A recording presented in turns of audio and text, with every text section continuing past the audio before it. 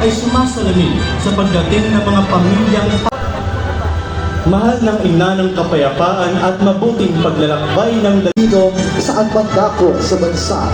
Kaya nga tayo ay tinaguri ang Pueblo ay ang ina ng mga Pilipino at ang ating saklolo.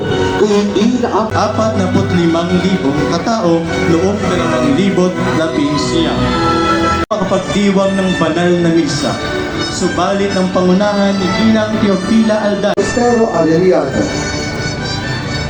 Ang kasalukuyang kabanan ng mapaghimalang Birhen Dapat firhan ng minamahal na patronang si Damaso at Maria Villamor.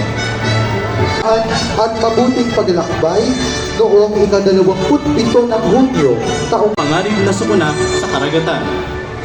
Sa pamamagitan ng kanyang sariling yaman, Nation Ministry ng ating katulad.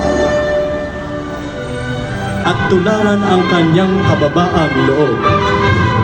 Nasa halay ng ating